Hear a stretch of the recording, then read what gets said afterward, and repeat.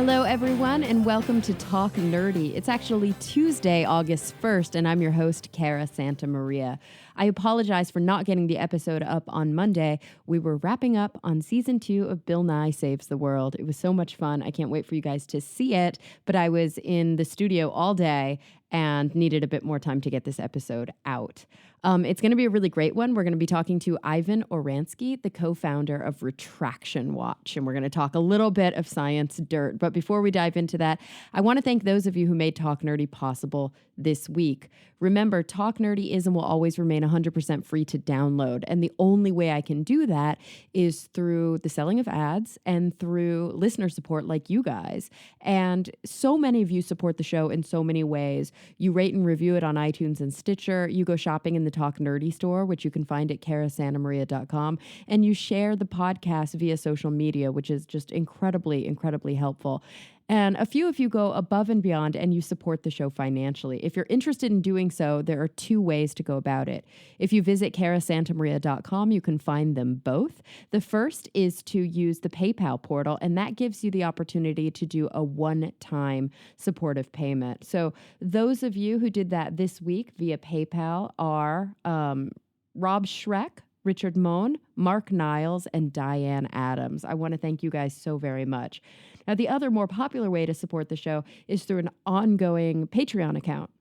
Excuse me. And you can do that just by going to patreon.com/talknerdy. That's Patreon, patreon.com/talknerdy. And there you pledge to support anything you want, 50 cents, $50. It's up to you on a per episode basis. So the big supporters this week are Ernesto Herrera Bustamante, Phil Tiber, Timothy Glover, Genji Keene, Charles Payette, Jonathan Wright, Christian Jeffrey, Jeffrey Perez, Stuart Ogue, The Honorable Husband, Jafe, Gabriel Felipe Jaramillo Gonzalez, Brian Holden, and last but definitely not least, Jeffrey Sewell. I want to thank you guys for your continued support on the show.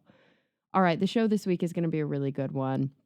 So I want to first introduce a little bit about what Retraction Watch is. Actually, Ivan's going to do a great job of talking about that on the show. Dr. Ivan Oransky is actually an MD who co-founded Retraction Watch, which is a really important resource to help the public understand some of the watchdogging that goes on within scientific publication. So you can go there to learn about journal articles that have been retracted for any number of reasons, and he's going to explain some of those on the show. But I wanted to give him a special congratulations because they launched on August 3rd, 2010. So we're looking at 7 years with Retraction Watch, where they've published just shy of 4,000 posts. And this year, they launched the beta version of their comprehensive retraction database, which is so important to check out.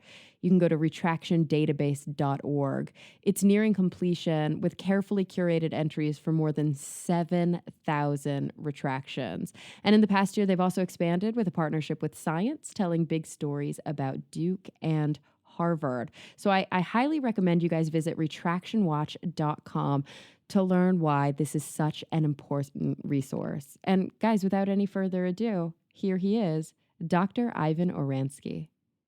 Well, Ivan, thank you so much for joining me today. Sure. Great to be here, Cara. I'm so glad that after a lot of back and forth, we were finally able to connect because I have been fascinated by your work for years and years and years. I first learned about the work that you were doing with Retraction Watch quite a long time ago, actually through my old editor when I was at HuffPost working on their science pages. I think that you and he are old friends or maybe old colleagues. David David and I know each other. Yeah. Yeah, sure. yeah. He had me come in and speak to a bunch of HuffPo people once. So sure, yeah. Oh, cool. Yeah, so he introduced me to your work, and I've been following it since then because I think you're doing a really, really important service, both for the science community, but also just for the public at large. So why don't you let everyone who's listening know what Retraction Watch is?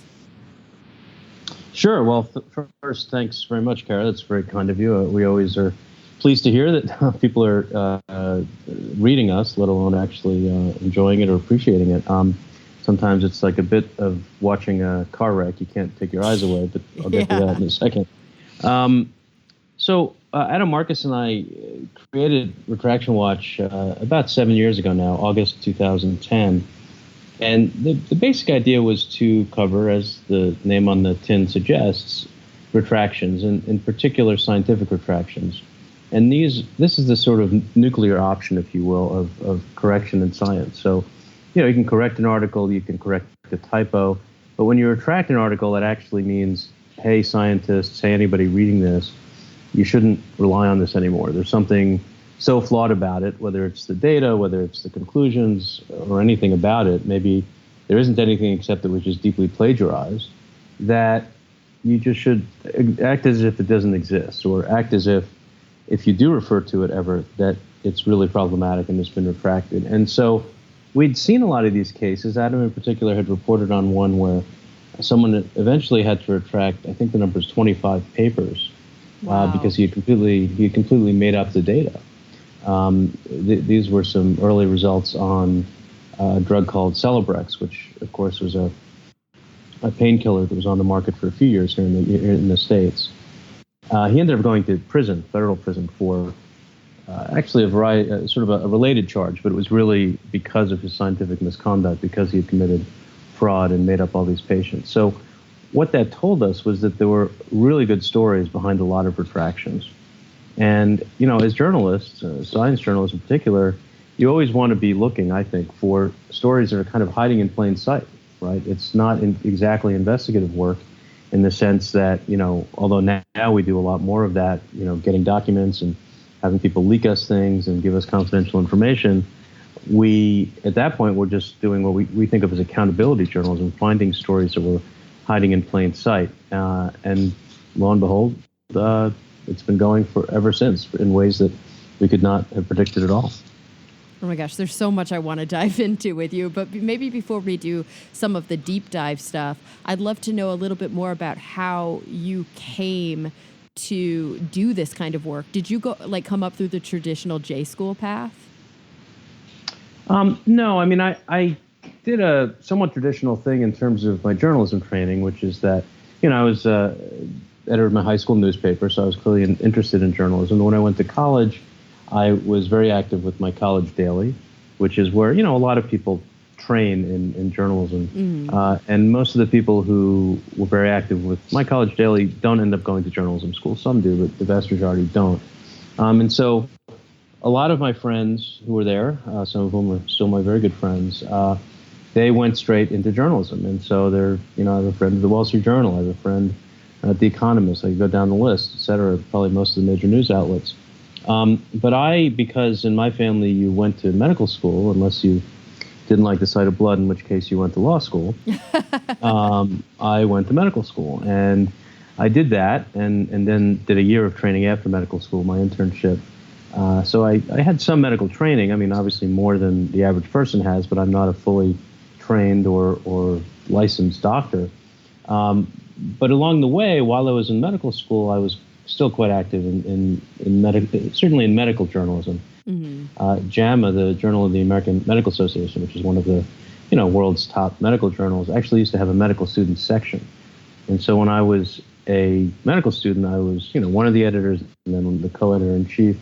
Learned a heck of a lot about how journals work, which I think in many ways I wasn't certainly planning on starting Retraction Watch. I don't think it was even sort of possible to do something like that back then. Blogs didn't exist, for example. I'm old. But I just learned a lot about how journals worked and, publish or perish and peer review and all the sorts of, I would go to meetings, sort of the editors and learn how that worked. And being a fly on the wall, I'd like to think I appreciated it at the time, but I certainly appreciate it now. Absolutely. So obviously, having an MD is, only going to help you in the work that you do in medical reporting. That said, it's also a hell of a lot of work for somebody who it doesn't end up actively working as a physician. Did you think while you were in school that there was always going to be a chance in the back of your mind that you were going to just keep writing, that you didn't really, want to become a doctor? Or was that a decision that you made closer to the end of your medical training? Well, if my mother's listening to this, I suppose I should say that I always wanted to be a doctor. That's sort of, but I think, all kidding aside, when I was in high school even, so I grew up in New York, and nowadays, of course, New York Times is international, and then it sort of was then, but it was almost the whole hometown paper in some sense. It sounds strange to say, but it was. And the Times at that time, and he only retired in 2009, so not all that long ago, had a full-time medical correspondent named Larry Altman, Lawrence Altman, MD.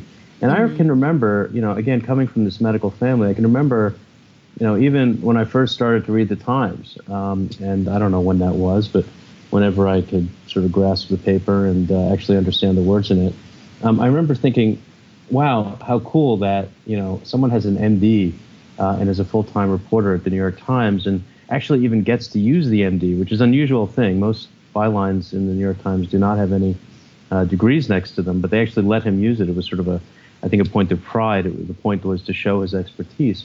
And so when I was growing up, when I was in high school, I just wanted to be Larry Altman. I've gotten to know him a little bit. I wouldn't, claim we're close friends or anything, but he's very generous with his time to people who are, interested in medical journalism. I've met with him a few times and asked him questions and what have you. He's always very helpful. But that was kind of what I thought would be a really cool career.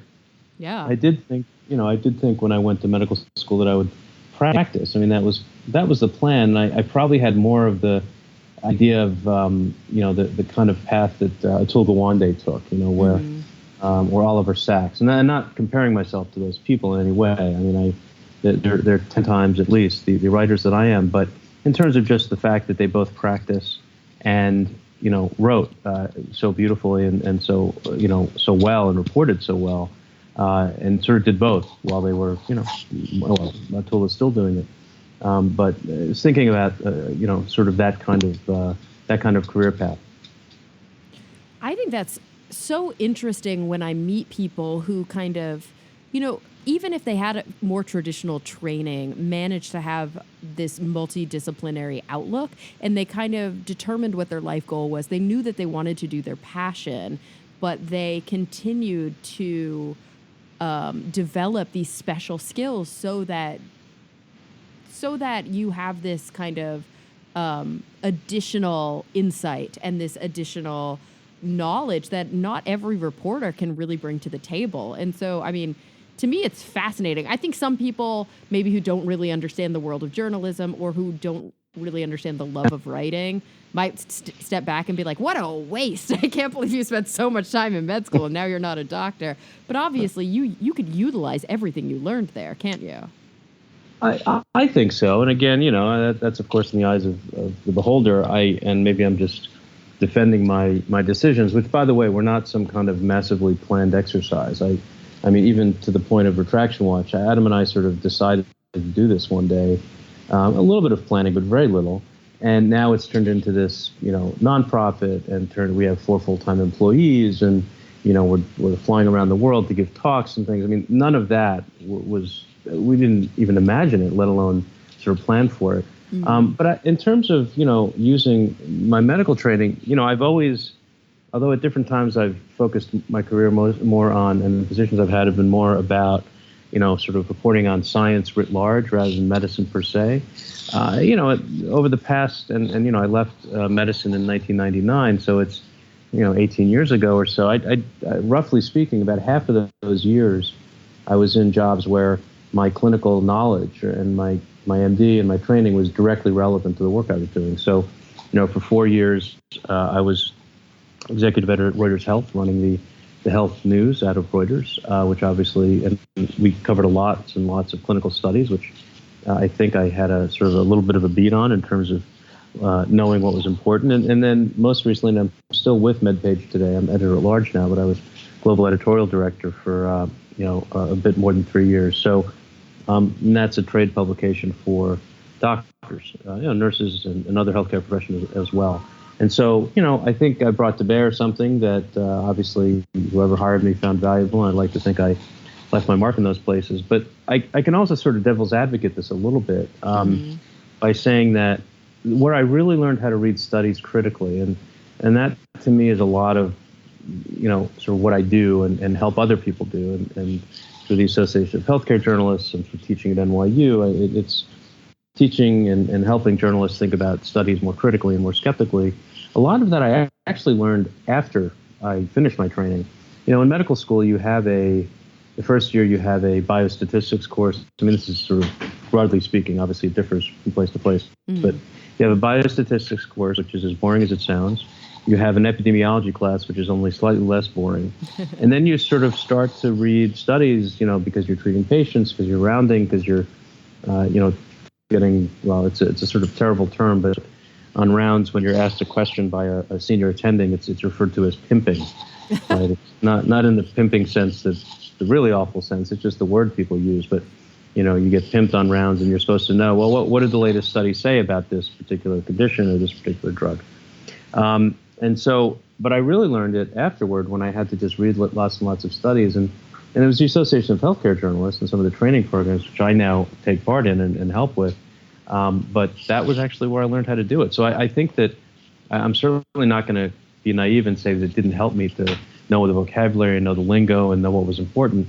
I actually think I look at some of the better healthcare reporters now.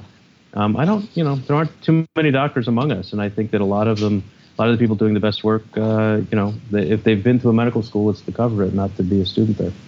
And of course, speaking of reading scientific journal articles really critically and understanding, what passes for rigor and what doesn't, that's not even a skill that most physicians would have naturally, as you mentioned, because, and correct me if I'm wrong, I mean, a lot of people who end up going to medical school did do an undergraduate degree in the sciences, maybe chemistry or physics or usually biology or biochemistry, but some of them go the more like traditional pre-med route. But by the time they're in medical school, they don't actually get much scientific training, do they? Probably not. I mean, some might have master's degrees. A few may have PhDs, although most of the time when you see someone who ends up with an MD PhD, they're actually getting the PhD, sort of in the middle through an MD PhD program. I think that they may have a love of science, they may have an appreciation for it, they may have thought about the scientific method a bit. I sometimes find that some of the people who have the best appreciation for medical school didn't necessarily major in biochemistry or biology the way I did. But maybe they majored in something like, history or philosophy of science. You just have a different, you don't necessarily know the terms, and you don't know as much physics as somebody else might know, although that isn't necessarily that important in medical school. But you understand the structure, you understand the framework, you understand where ideas come from, and you'll forgive me for a sort of $10 word, but you sort of actually have an appreciation for epistemology, right? Mm-hmm. And how you come to know something and how we know what we know or don't know what we know. And to be honest, that's a really important and probably underdeveloped or neglected skill in medical school, because when you're sitting there with a patient and you can't figure out what this patient has, we now talk a lot. I think that the term confirmation bias has really made its way into the lexicon, right? People talk about how do you convince yourself you're wrong.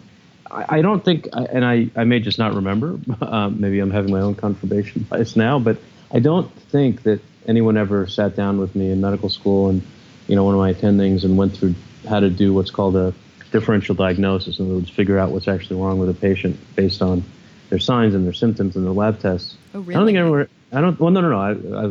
no. The sentence finishes with, I don't think anyone ever did all that and said, by the way, you have to be aware of confirmation bias. Yes, right? yes. And of course, like my background is in psychology, so I learned many of these things doing my psychology work, but I think many people who are even in traditional academia, like people who get PhDs, Doctor of Philosophy degrees, are woefully lacking in philosophical training and in that epistemology that you're talking about.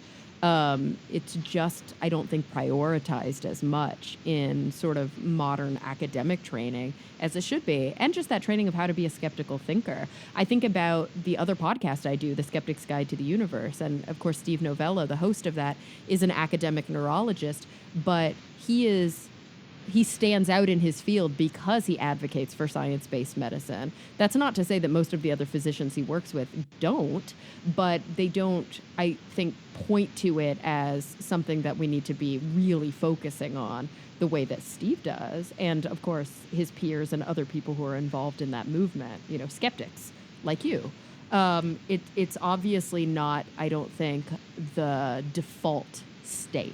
It's something that we have to continuously strive to do, to be aware of all of our cognitive biases and to kind of understand the psychological, the philosophical underpinnings of kind of how our brains can totally screw us.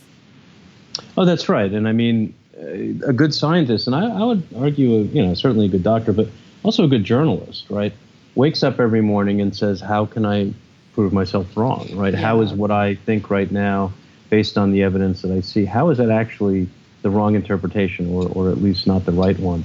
And that's hard. I mean, that's really hard. And I would be the first to admit that although I actually, I have that sort of metaphorically hanging over my desk. I don't actually have that hanging over my desk. I mean, I sort of try and think about it as much as I can. And I fall into those gaps too. I find myself saying, oh, I know what happened here. We see a good retraction notice and it looks a lot like the last retraction notice I saw that was about something X, Y, or Z, and I say, oh, I know what happened here. Yeah. And yeah, I'll be honest, I'm actually right a reasonable percentage of the time just because I've been doing this a lot and because I'm an expert in a very narrow aspect of the world. But I'm not always right, and I don't have a percentage, but it's certainly not, it's not 90, it's not 80, I'm not even sure it's 60. Yeah. And you have to always be doing that, and that's sort of part of what we're trying to do with Retraction Watch and some of the other stuff we write about that's related to it, is just how do we know what we know and how do we improve our knowledge base and improve our understanding of the world, not by just accepting whatever it is that we hear, be it from the sort of quote unquote anti-science crowd or the pro-science crowd or whatever, but actually understand the basis for it. Absolutely. And so, when we talk about science journalism, maybe before we dive deep into this specific focus in retractions, but when we talk about science journalism, this is something that came up on the podcast, I'd say at this point, years ago when I had Brooke Borrell on, who is a very traditional science journalist, but I often have people on the podcast that are science communicators. And sometimes, I've worked both as a journalist and as a communicator. I think they're very different hats. I try not to let them kind of blur. I try not to let the lines blur. But sometimes I think to the outside world, there isn't a firm line in the sand between an evangelist or somebody who is kind of advocating for science and a traditional and legitimate and ethical journalist who knows that they have to shine a light on scientific practices and point out wrongdoing and point out fraud, which often a science communicator maybe doesn't want to do because they're afraid that then that information can be used against science as a whole, science as a method, science as an institution. And so I'd love to kind of hear your take on sort of the difference between SciComm and SciJourno and like how you navigate those waters. Yeah, I think that, you could even get more granular than that, right? And talk about there are sort of certain kinds of science journalists and then certain kinds of science communicators.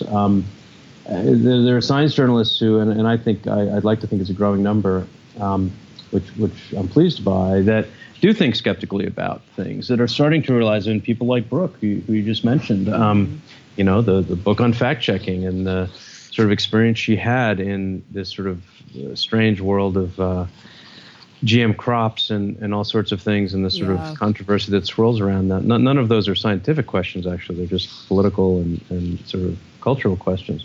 But she ended up getting sucked into that.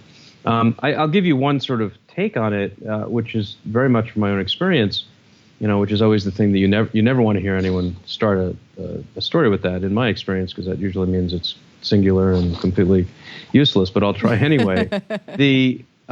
So we're in a sort of interesting position where, on the one hand, I don't think there's any question that what Retraction Watch is journalism, and again I think about it as accountability journalism. We are holding certain institutions and people accountable, be they publishers, be they universities, be they regulators, journal editors, et cetera, and the scientists themselves. Some small percentage of whom do commit fraud and misconduct, and we write about it. Yeah.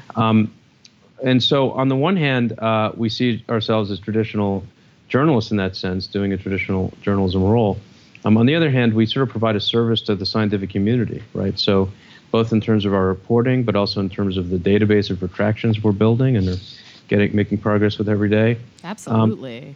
And so those are sort of service oriented. Now you can do service journalism, right? That's again something I've done throughout my career. But I think it creates its own challenges. And one of the things that happens is, because we write about scientists behaving badly, and not exclusively, but that's a lot of what we end up writing about. And we write about problems with peer review and all of that. Even though we believe very strongly in peer review, we just want to make it better, and we think that there's some ways to do that. A lot of people have seized upon Retraction Watch as evidence for their particular position, for their particular the advocate, whatever they're advocating for. And a lot of the time, it's with groups that I think you and I certainly I think would agree are anti-science. Whether it's creationists, intelligent design advocates. These are people who, when they see us writing about fraud and misconduct among scientists and sort of problems in peer review, they say, oh, see, peer review is deeply flawed. It's really, you can't trust it. So therefore, you should trust this other thing. Yeah. You should trust, the sort of biblical story of creation. Or in the case of the anti-vaccine movement, you should, therefore, clearly you can't trust anything. But you should, that's peer reviewed, you should trust us instead. Now, the problem there, of course, is that it was a fraud that actually gave rise to a fraudulent paper that gave rise to the anti-vaccine movement. So that's a little trickier for them. But we're very conscious of this. And so what we try and do is, whenever we are being what we hope is constructively critical, we make it clear that this does not mean you should throw out the baby with the bathwater. It does not mean that the entire edifice is corrupt and therefore we should just give up. And in fact, quite the opposite.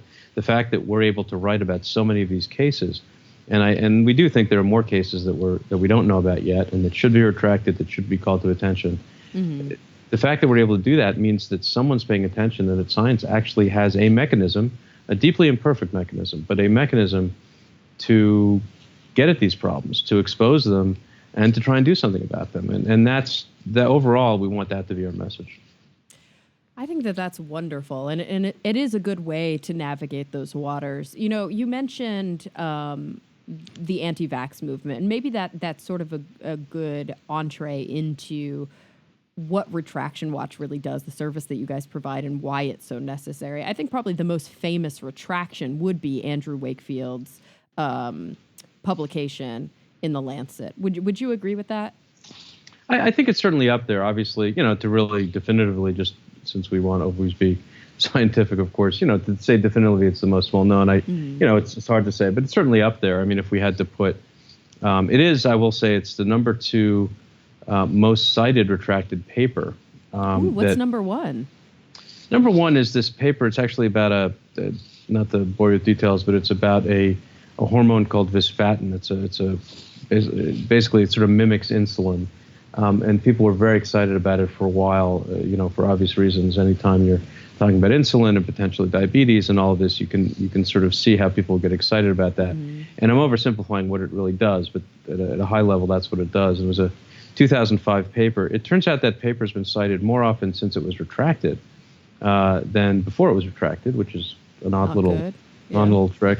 Most of the citations seem to actually mention that it was retracted. It's just that they say that the fraud in that case only involved one small part of it. But getting back to Wakefield, so that's number 2 on the list. It's been cited in excess of 1,000 times, and that's such a classic case. It's interesting because people often assume that either we reported on that or that gave birth to Retraction Watch somehow. In fact, it happened 6 months before we had it happened 6 months before we launched, And since we only had the idea about a week and a half before we launched, it predated that. But it very much it's seeped into what we do. It informs everything we do. It's sort of we sort of soaked in that for a while. There are other big cases though that I think a couple of years ago the case of Michael LaCour and the paper that he turned out to have fabricated, the data he turned out to have fabricated, showing that if you wanted to sort of change people's minds on same-sex marriage, that the best way to do that was to have someone, a gay person, canvass their neighborhood. In other words, have that person talk to them rather than a straight person. And that really appealed to a lot of people. It was a very, very powerful finding, both in terms of just how, the size, the effect size, in other words, how much of an effect it actually seemed to have, and also because it was very timely. This was around the time of the Supreme Court decision here in the States. It was around the time right before the Irish referendum. And so this was on a lot of people's minds. And the idea that you could convince anyone to change their minds about anything, which nowadays seems even more important, was pretty a big deal at the time. And he turned out to have made those data up. And it was such a big story. We broke that story. We got the beat on it because, again, that's what we do. We cover retractions. And it got so much traffic. And This American Life had done a whole segment on it. It got so much traffic to our site that it crashed our servers. And we had to call our host in the middle of the day and give him my credit card number so we could get back online and all that stuff. But, so there have been some big cases. This is kind of generally at least one big case a year that grabs the public attention. Yeah, I guess I go back to Wakefield just because it has such deep kind of social implications, and it's something that I guess has staying power. Like when we think back to falsified evidence or publications that we know to have been retracted, it's kind of on the tip of most people's tongues, at least those who follow the anti-vax movement.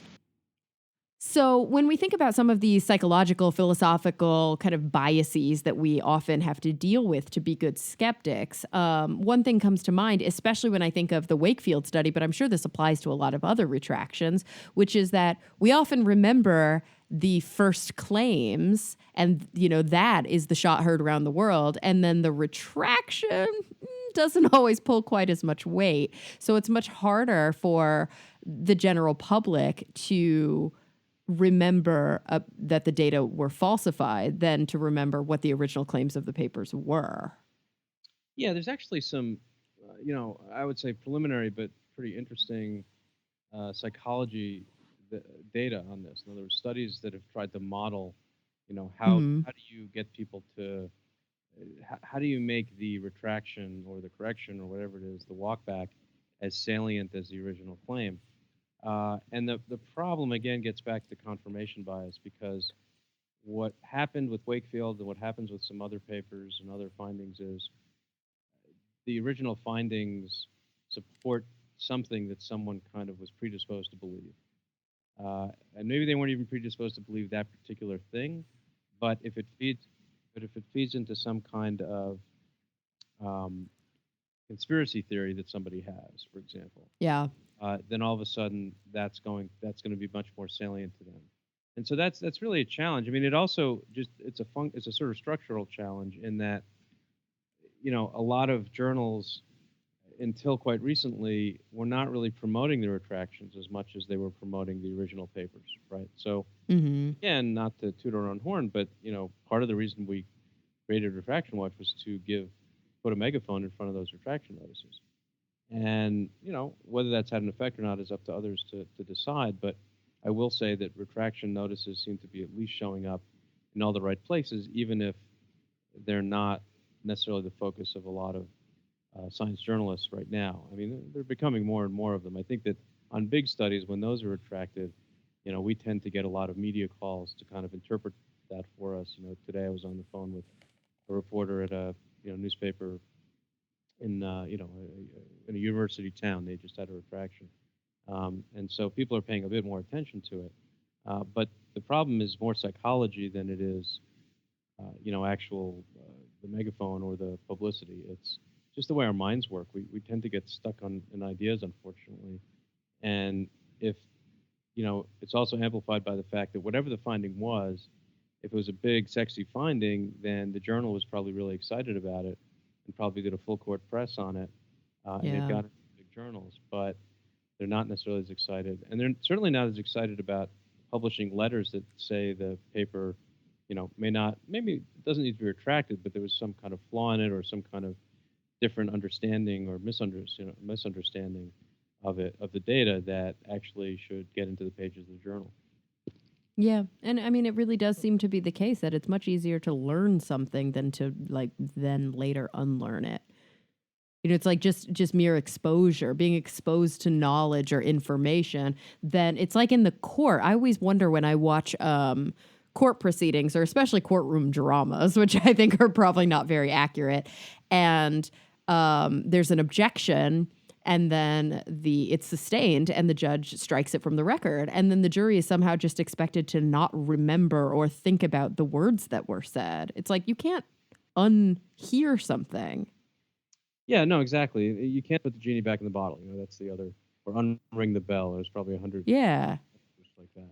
And the court system actually knows this, right? So if the opposing side can make a case to the judge that whatever that was that they weren't supposed to hear, the jury wasn't supposed to hear, that didn't get into evidence, then that it'll be prejudicial. They'll call a mistrial, and they'll have Yeah. another jury come in.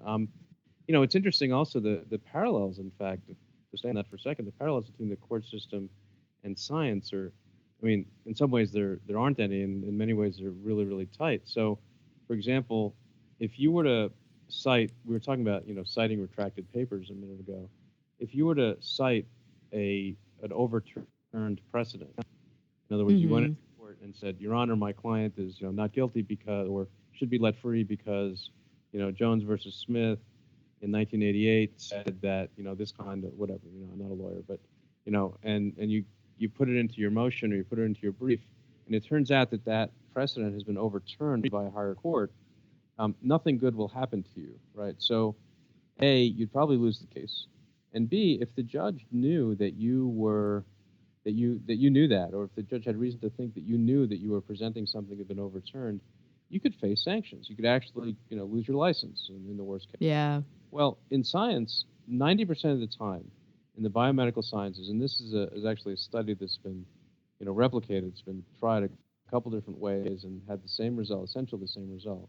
More than 90% of the time, when a retracted paper is cited in the biomedical literature, it's cited as if it had never been retracted.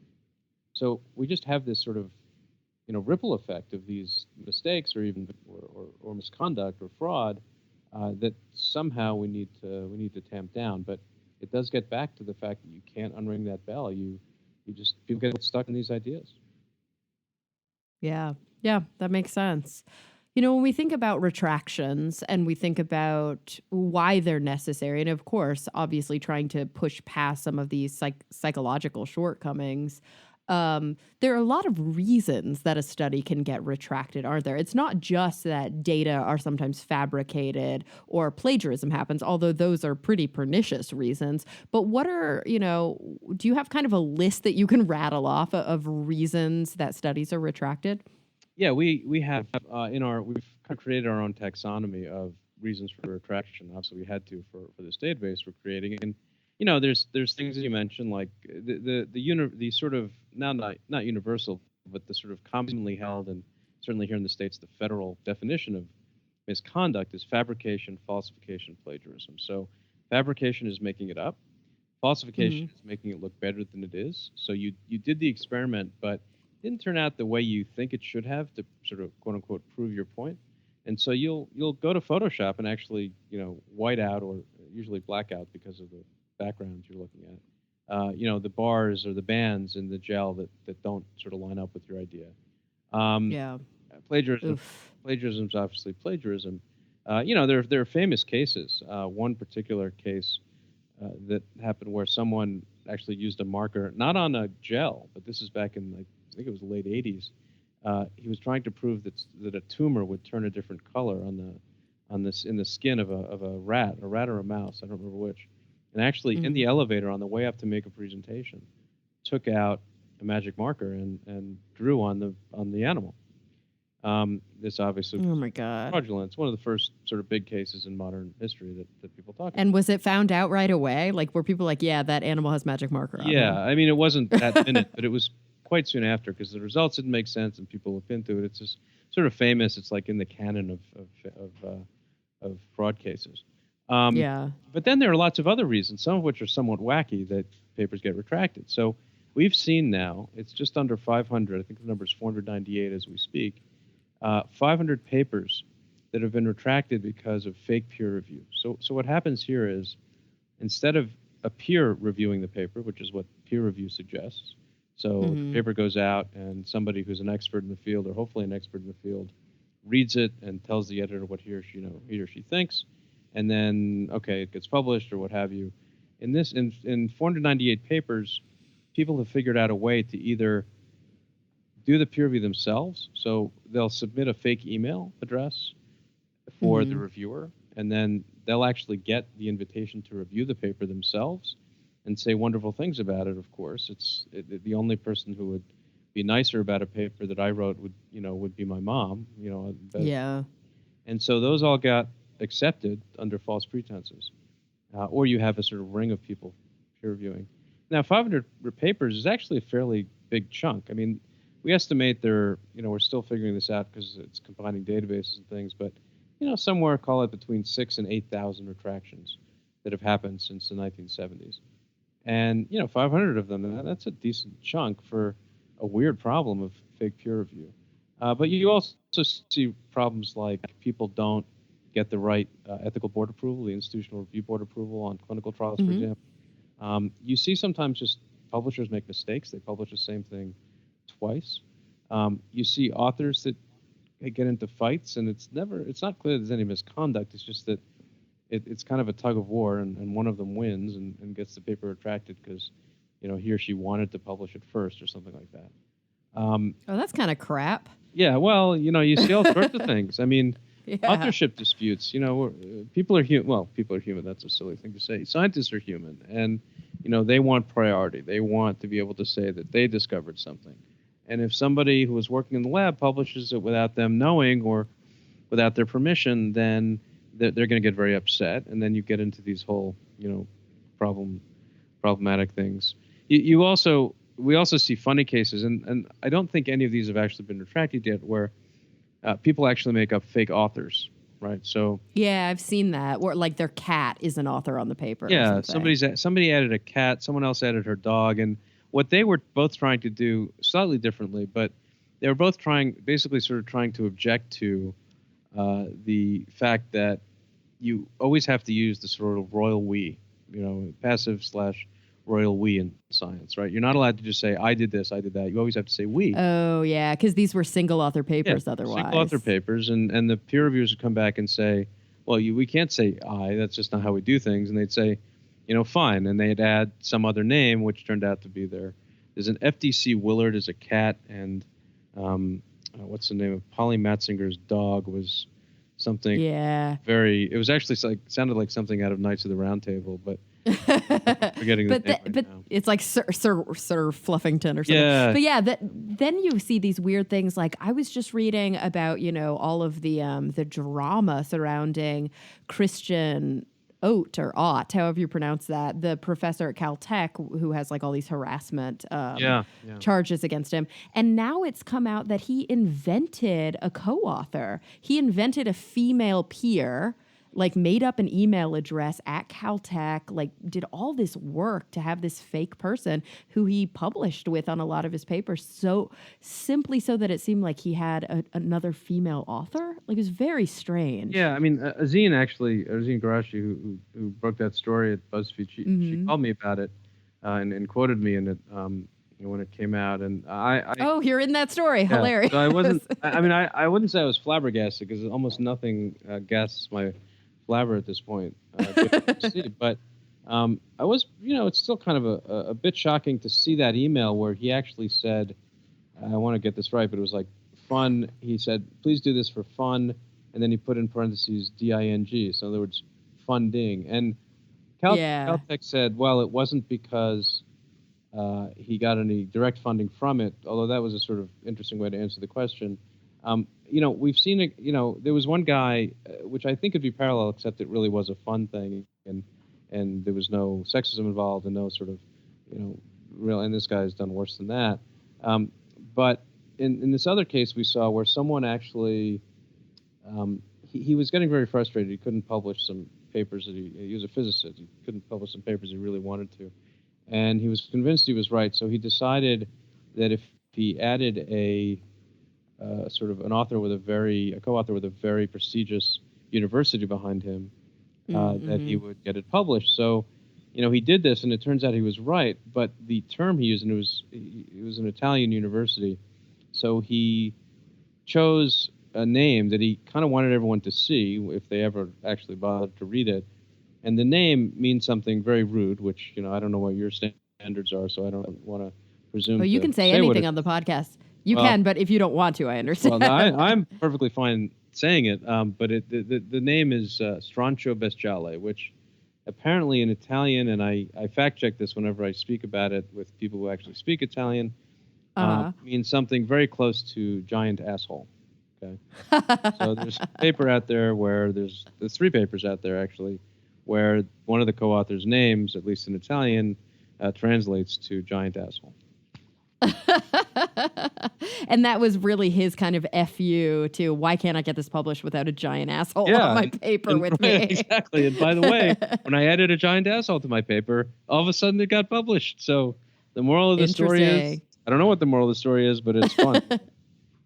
So did that paper get retracted or no? No, it's still out there. Yeah, I mean, because it does seem like at a certain point that doesn't really affect the quality of the work. And it's almost like, I mean, it's kind of shit. Like he shouldn't have done it. And there are some ethical concerns around it. But that said, it's maybe not worthy of retraction. Whereas, inventing data or doing your own peer review, these are things that are quite terrible that make it so that the paper itself doesn't hold as much weight. That's right. And, again, maybe it was false pretenses and all that, but if peer review, and in that case, it probably wasn't because back then they weren't doing this, but, nowadays, peer review in more and more cases is what's referred to as double blind. So no one actually knows who wrote it. The editor. Yeah, that's smart. And so the fact that there was a fake author named Giant Asshole wouldn't have actually changed anything. In fact, they probably would have stripped the university name too, so it really shouldn't have had an effect. All it really helped was the editor say, move it to the top of the pile. And maybe decide, instead of doing what's called the desk rejection, which is don't even send it out for peer review, just say no thanks. Say, oh, wait, look at it, it's from, I think it was like University of Milan or some university in Milan, Milan Institute of Physics or something like that. Okay, well, they do great work there, so, and which is its own kind of, Yeah, that's a bummer. Yeah. Nonsense, but I hope that at least reflected on the editor of that journal. And even if he wasn't, relieved, it made everybody stop and think that they've been, quite prejudiced against some of these smaller universities historically. And maybe they should open their eyes a little bit more. But who knows? One hopes, but it was like 30 years ago. So I just don't know. Yeah. So it makes me wonder, speaking of 30 years ago, obviously science as an institution, I should say, as a widespread institution, not science as a process, but science as the people who do the science, has a checkered past. There, especially in certain fields, genetics, for example, especially evolutionary biology, in many ways was founded on certain eugenic principles. And there's a lot of kind of bad stuff historically that did get published. And I'm wondering, has there ever been retroactive retraction due to a journal's standards changing over time? Not exactly. And in fact, one of the debates, I don't want to make it sound like some grand debate, but one of the questions people have is how far back should you go? So, I mean, because sort of, if I can unpack, your question a little bit, I mean, one is just, how far back should you go? And I'll tell you a story about something that went back 80 years.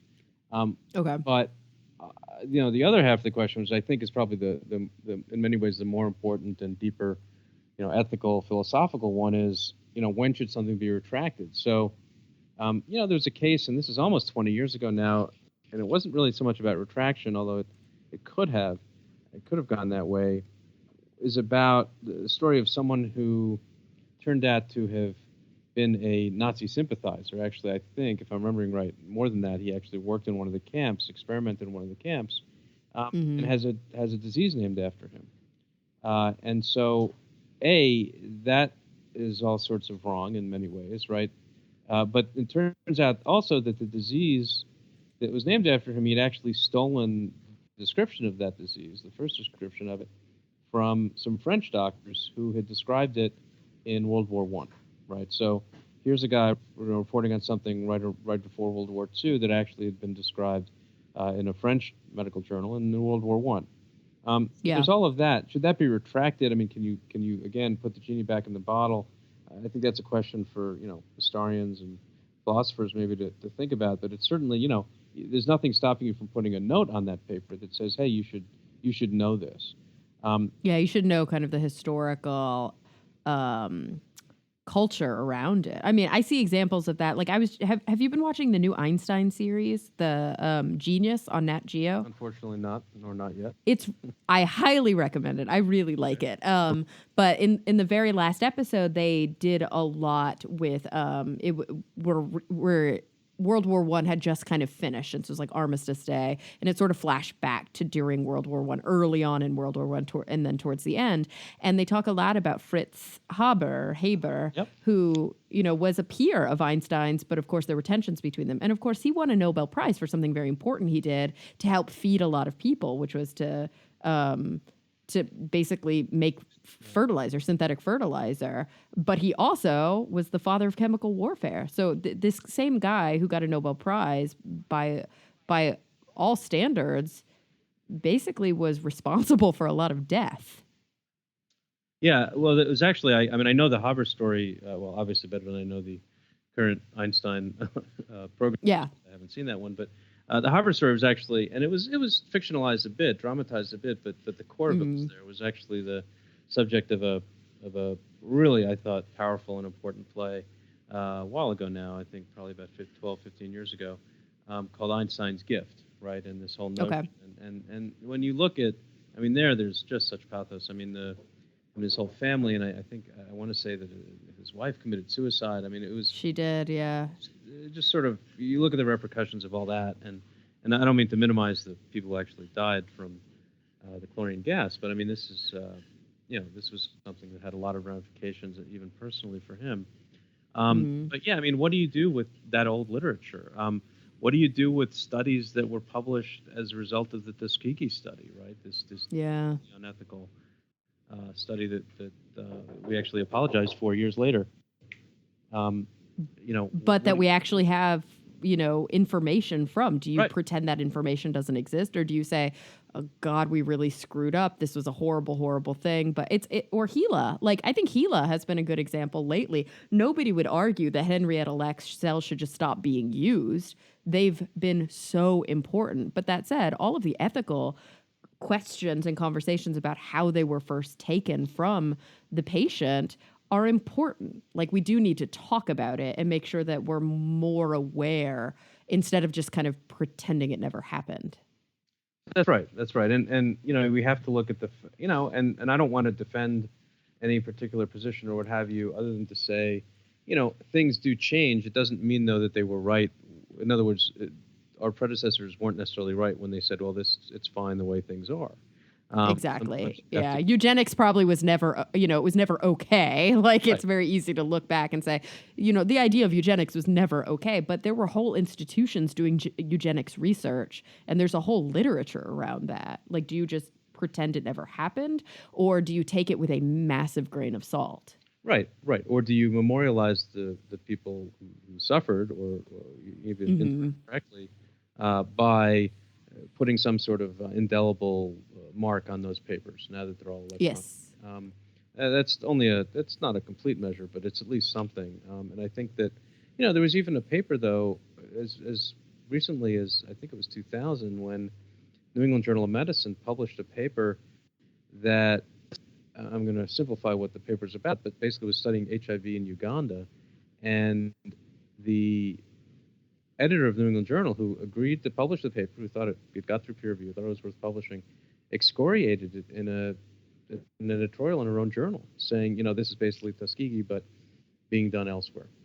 And Yeah. so, medicine, we're sort of focusing on medicine at the moment, but medicine and science, I mean, they're human endeavors, right? It's never going to be perfect, and I think that's a completely unrealistic and fairly useless goal or trying to achieve.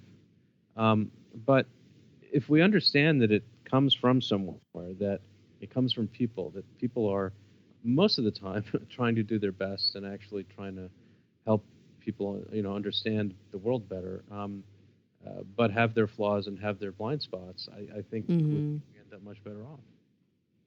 Yeah, I mean, it seems like the problem, though, is that often when we are looking up papers, often people cite papers simply to reinforce what they think they already know, right? Somebody is going to do their own experimentation and they're looking to fill out their introductory section, or they're looking to do the discussion portion of their own research where they say, okay, and based on this previous research, this is what we know, and this is now what we're trying to figure out. They look at these almost in a vacuum. And so obviously, or maybe not obviously, if I'm going to look up a paper that has been retracted and I want to read it, when I find that paper, there's some sort of mark on it, right? Like it'll tell me that it's a retracted paper. Well, not as often as there should be. Yeah. So, okay, that's an issue, first of all, that individual papers that have been retracted, maybe you can find an original an original publication, you don't even know it was retracted. And B, like you said, where there was this piece in the journal about basically this new Tuskegee in these AIDS trials. Who's going to read that letter that the editor wrote? Who's going to read any of the corresponding letters within the journal? Most people don't read journals in full. They find individual papers. Well, one would hope, and again, that's sort of a behavioral modification question, right? More than it's a sort of scientific question. But one would hope that nowadays it's getting more difficult to ignore what's happening around you, and by that, in this case, I mean, so there's technology that allows you to really connect.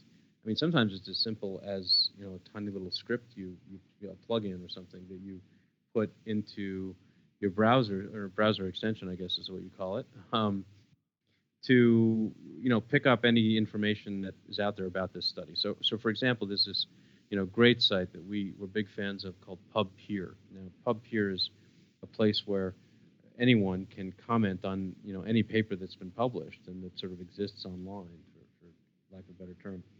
And you can actually build, you can include a script, a little plug, Chrome extension, other browsers too, where that's running in the background. And so if you're on a page that refers to that paper, it actually will show up in your browser in the middle of the page saying, hey, by the way, there's a comment at PubPeer.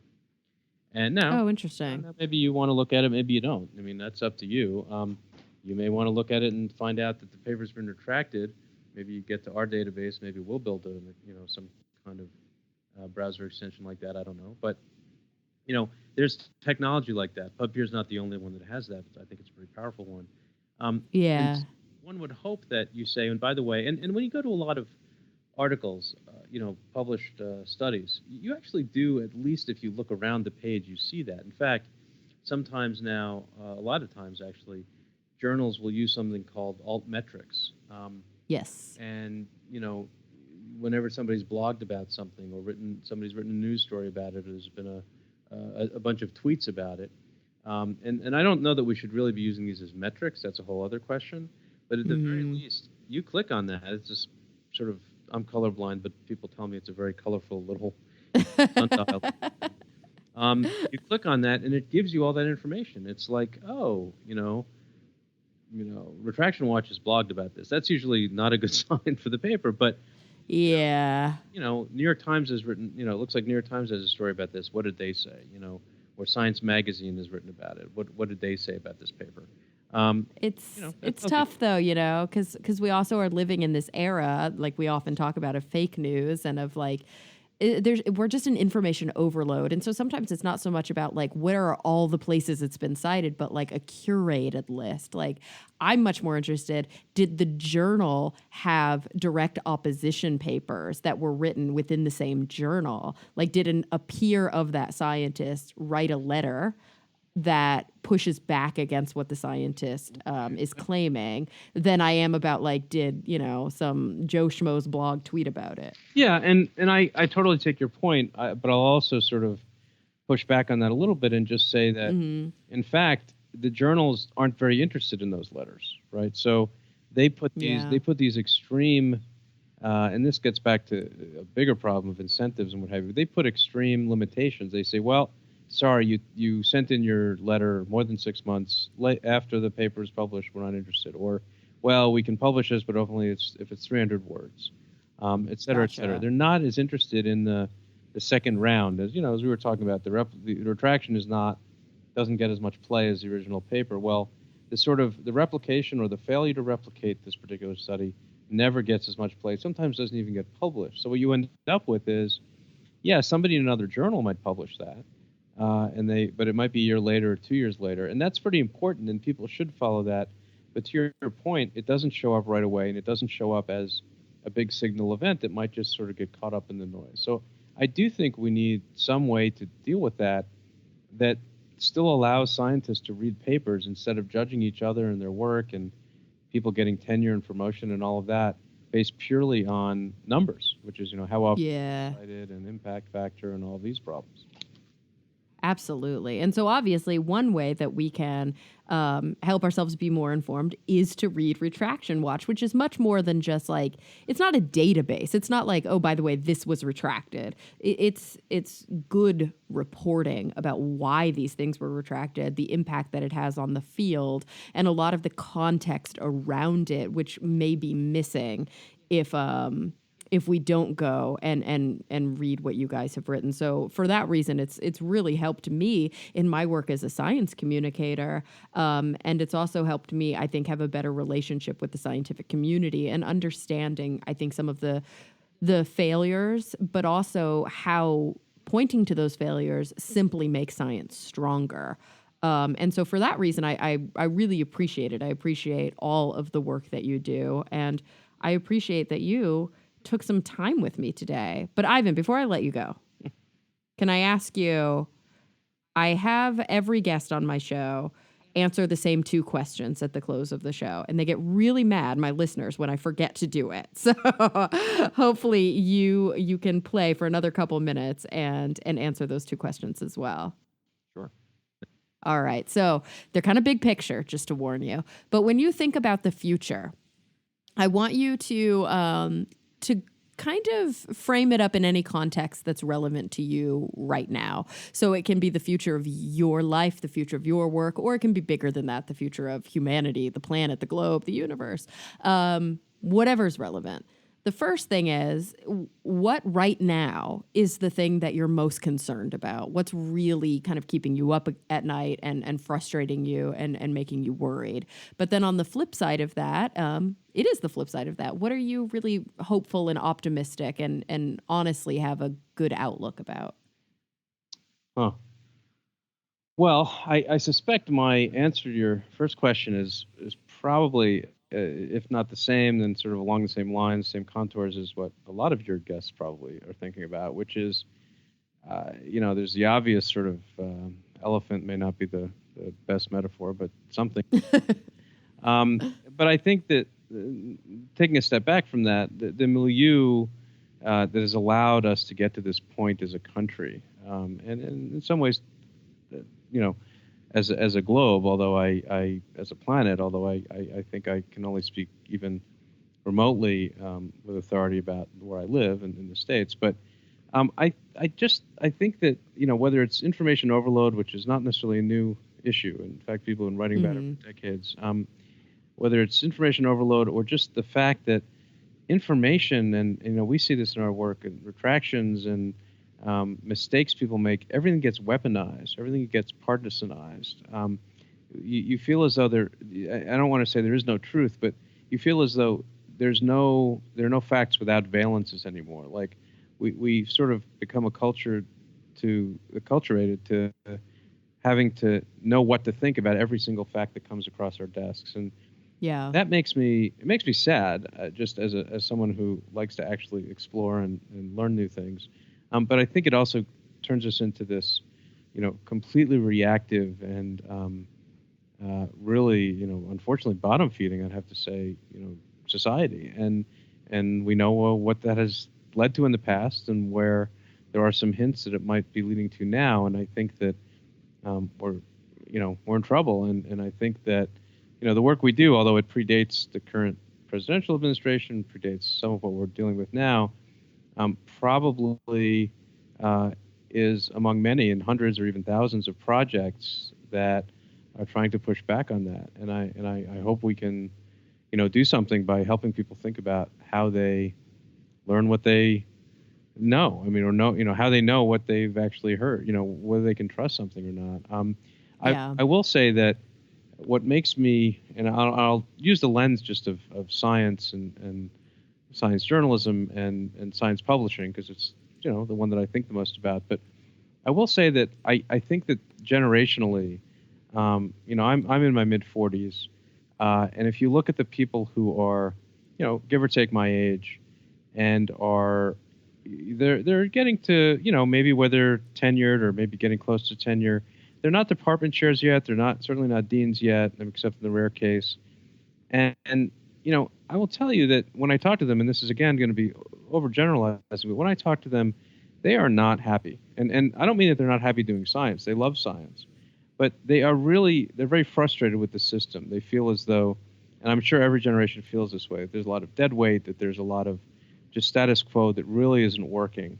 And Sure. whether you look at open science or open access movement, open science movement, whether you look at people who are trying to root out fraud or misconduct or problems in literature, I'm kind of hopeful, and this may be a little bit utopian or at least Pollyannish, that when those folks are running the world, or at least the world of science, that we are going to actually see some change, or at least see the changes we're starting to see permeate and really grow. I can't predict that that's going to happen, but I hope that it does. I hope so too. And I think I mean, I don't want to be cynical about it, right? Because I think we always have these like progressive and revolutionaries that are generationally that are young, and then they grow up to not always be quite as progressive or revolutionary. Right. But sometimes they do. I do think that the slow trend of progress, or the slow trend of history, has been towards progress. I definitely think that we are better off than we were 50 years ago, 100 years ago, 200 years ago. And we are more fair, and we are more just, and we are more ethical. And we've seen massive improvements in how we treat each other and in how we manage large institutions like science. And so for that reason, I think I'm hopeful, like you are, that sort of the youth will always lead the way. It just may sometimes be, 3 steps forward, 2 steps back before we get there. But gosh, this was such a great talk, and it was such an interesting perspective, such a different topic than we usually cover on the show. And so I'm so glad that we were able to do this. I've got to thank you one more time for joining me today. It was just a blast. Oh, likewise. Thanks so much for having me, and thanks for, saying nice things about Retraction Watch. And I hope it's useful, and I hope that your audience finds it useful too. Of course. And everyone listening, thank you for coming back week after week. I'm really looking forward to the next time we all get together to talk nerdy.